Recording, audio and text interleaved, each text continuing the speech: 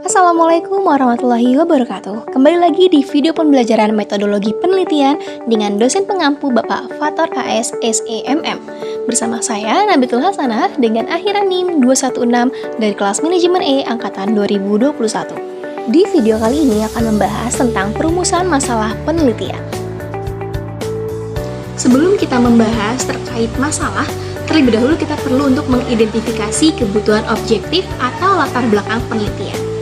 Untuk memberikan deskripsi atau gambaran mengenai hal-hal yang melatar belakangi dilakukannya suatu penelitian, maka kebutuhan objektif dalam mendeskripsikan latar belakang penelitian ini perlu dipaparkan. Yang pertama, terkait fakta atau kondisi atau masalah yang ada atau terjadi saat ini. Dan kedua, apa arti pentingnya penelitian yang akan dilakukan. Kemudian ketiga, bagaimana kaitannya dengan tuntutan kebutuhan saat ini dan tuntutan perkembangan di masa yang akan datang. Dan yang keempat, hal-hal strategis yang akan dicapai berkaitan dengan dilakukannya penelitian tersebut. Kemudian kita akan beranjak kepada definisi masalah. Nah, secara sederhananya, masalah dapat didefinisikan sebagai kesenjangan antara yang seharusnya terjadi dengan kenyataan yang ada, atau antara the solent dengan the same yang tidak sesuai. Masalah, khususnya masalah yang berbentuk persoalan atau problem, adalah penyimpangan dari apa yang dikehendaki dan yang menjadi kenyataan.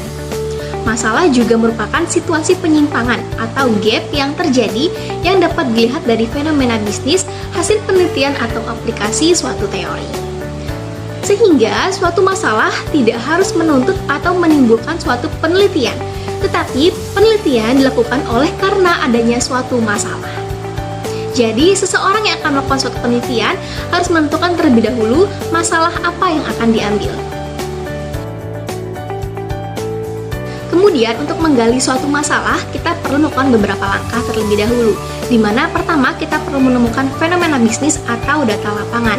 Kemudian kita perlu mencari gap research, dan kemudian kita juga perlu mencari gap teori, di mana dari ketiga hal tersebut kita akan menemukan latar belakang masalah yang nantinya akan menjadi rumusan masalah, yang kemudian nantinya kita akan olah menjadi rumusan masalah penelitian.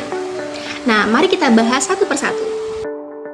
Yang pertama, dari fenomena bisnis atau fenomena manajemen. Di sini seperti peningkatan atau penurunan penjualan, keluhan konsumen, efektivitas promosi, dan lain sebagainya.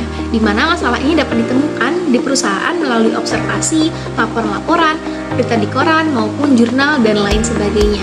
Dan biasanya fenomena bisnis ini digunakan pada penelitian S1, S2, maupun S3.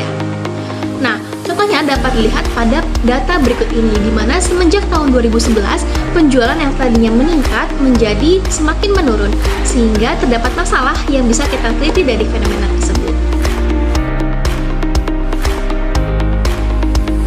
Nah, yang kedua yakni gap research atau research gap, di mana research gap ini adalah perbedaan hasil temuan dari dua penelitian yang menggunakan variabel yang sama. Bisa dicari melalui jurnal-jurnal hasil penelitian seperti tesis, disertasi, dan lain sebagainya. Sama seperti fenomena bisnis, untuk gap research ini masih digunakan pada penelitian S1, S2, maupun S3. Nah, contohnya, dari penelitian Zakia tahun 2007 menemukan fakta bahwa kualitas layanan berpengaruh terhadap kepuasan.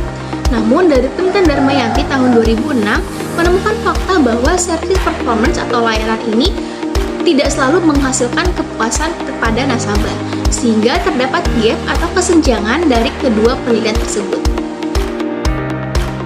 Nah, yang ketiga yakni gap teori, di mana ini adalah kegiatan mengkaji teori dan membandingkan berbagai teori, yang kemudian digugat dan menawarkan teori baru, yang dilakukan bisa dengan cara mencari dari berbagai sumber bacaan. Dan untuk gap teori ini digunakan pada penelitian S2 dan S3 saja. Setelah kita berhasil mengidentifikasi masalah-masalah, belum menjadi jaminan bahwa semua masalah tersebut layak dan sesuai untuk diteliti.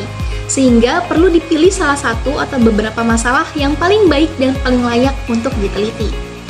Di mana pertimbangan pemilihan masalah ini dapat dilakukan dengan dua arah. Yang pertama dari arah masalahnya. Pertimbangan kelayakan berdasarkan arah masalahnya atau sudut objektifnya atau nilai penelitiannya. Apakah penelitian memberikan sumbangan kepada perkembangan dan penerapan iptex atau pemecahan masalah praktis. Kemudian yang kedua dari arah penelitinya.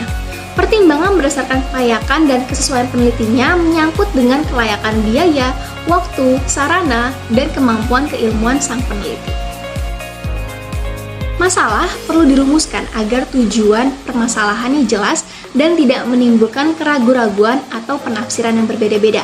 Sebab masalah tersebut nantinya akan digunakan sebagai dasar pengajuan teori dan hipotesis, pengumpulan data, pemilihan metode analisis, dan penarikan kesimpulan. Di mana perumusan masalah penelitian ialah rumusan mengenai bagaimana sebuah masalah akan dipecahkan melalui sebuah penelitian ilmiah. Lalu bagaimana teknik perumusan masalah penelitian ini sebaiknya? Nah, rumusan masalah hendaknya dilakukan dengan cara pertama, dirumuskan dalam bentuk kalimat pertanyaan. Kedua, singkat, jelas, dan padat. Ketiga, memberi petunjuk dimungkinkannya pengumpulan data dan adanya metode pemecahannya. Dan keempat, rumusan masalah ini sinkron dengan judul penelitian. Kemudian untuk rumusan masalah yang baik itu biasanya pertama mempunyai nilai dan kelayakan penelitian dari segi manfaat atau kontribusi. Kedua, visible atau dapat dipecahkan secara konkret, di mana ada data dan metode pemecahannya. Dan ketiga, menarik bagi peneliti yang didukung kemampuan keilmuannya. Dan keempat, spesifik mengenai bidang tertentu atau jelas ruang lingkup pembahasannya. Dan kelima, berguna untuk mengembangkan suatu teori.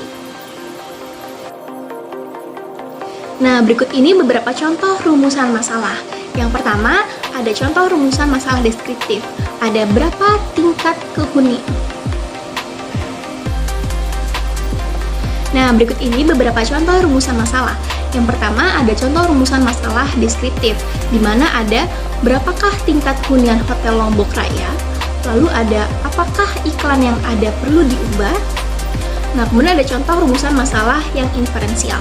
Yang pertama ada apakah iklan berpengaruh terhadap peningkatan penjualan, lalu ada apakah harga, layanan, dan fasilitas berpengaruh terhadap tingkat hunian hotel. Lalu ada apakah harga, layanan, dan lokasi berpengaruh terhadap keberhasilan supermarket. Kemudian kita beranjak ke pemilihan tema, topik, dan judul penelitian. Tema penelitian diperlukan untuk mengarahkan ruang lingkup dan bidang telaah yang akan dipelajari oleh peneliti.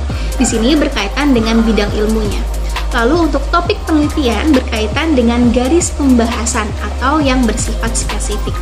Di mana dasar pemilihan tema dan topik penelitian ini yang pertama, ada kemampuan untuk melaksanakannya terkait keilmuan, sumber daya, fisik, dan lain sebagainya.